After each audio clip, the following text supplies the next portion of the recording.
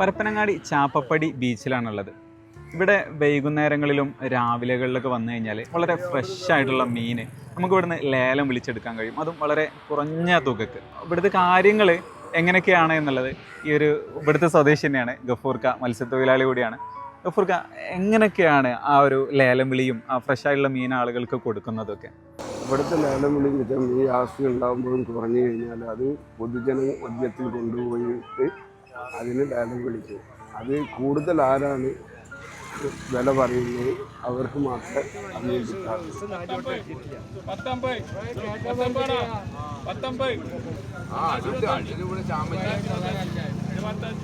ഇവിടെ പണിമോസായതിൻ്റെ പേരിൽ കുറേശ്ശെ മീനാണ് വരുന്നത്.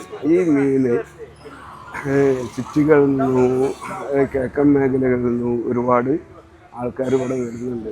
ഇപ്പോൾ ഇങ്ങോട്ട് തന്നെ നോക്കിയാൽ മതി, ഒരുപാട് ജനങ്ങൾ കടൽ കാണാനായിട്ട് ഇങ്ങനെ വന്ന് നിൽക്കുന്നുണ്ട്.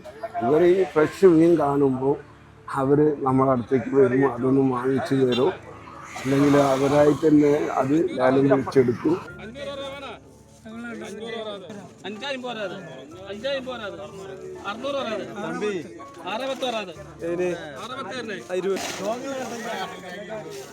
ഫ്രഷ് മീൻ എന്ന് പറഞ്ഞ് വാങ്ങിക്കാൻ നമ്മളിവിടെ പരപ്പനങ്ങാടി ചാപ്പപ്പടി എന്ന് പറയുന്ന സ്ഥലത്തന്നെ വരണം. നേരിട്ട് നിങ്ങൾക്ക് ഏത് മീനും നിങ്ങൾക്ക് കാശ് കൊടുത്ത് വാങ്ങിച്ചെടുക്കാം. അതാണ് ഇവിടുത്തെ ഏറ്റവും വലിയ ഹൈലൈറ്റ്. ഇവിടുത്തെ പണി വിറ്റ് കഴിഞ്ഞാൽ ഇപ്പം വളരെ കഷ്ടത്തിലാണ്.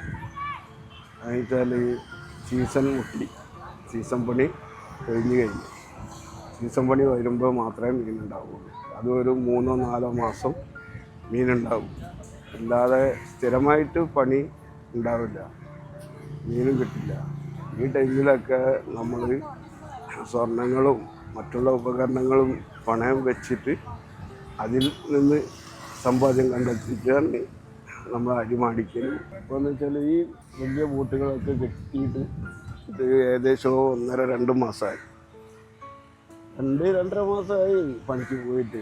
തവള എന്ന് പറയുന്ന കടൽമാക്ക് അതുകൊണ്ട് അതിൻ്റെ പേരിൽ ലക്ഷങ്ങൾ മുടക്കി വലയും എടുത്തിട്ട് നമ്മൾ പോയി കഴിഞ്ഞാൽ അതിൻ്റെ അകത്ത് ഈ മാക്രി കടിച്ച് വലകളെല്ലാം പൊളിച്ച് മറ്റേ ചിൽക്കായി. ചെറുതോണിക്കാർ വ്യാഴാഴ്ച വൈകുന്നേരം മുതൽ പണിക്ക് പോകില്ല, വെള്ളിയാഴ്ച വൈകുന്നേരം ആകുമ്പോൾ ഇവിടുന്ന് പണിക്ക് പോകും. പണിക്ക് പോയിട്ട് വെള്ളിയാഴ്ച ഒരു രാത്രി ഒരു 7-8 മണിക്ക് ഇങ്ങോട്ട് കരയ്ക്ക് വരും. അവർക്ക് ഇച്ചിരി അയിലുണ്ടാവും, ചിലവർക്കുണ്ടാവും ചിലവർക്കുണ്ടാവില്ല. ആ രീതിയിലാണ് പോകുന്നത്.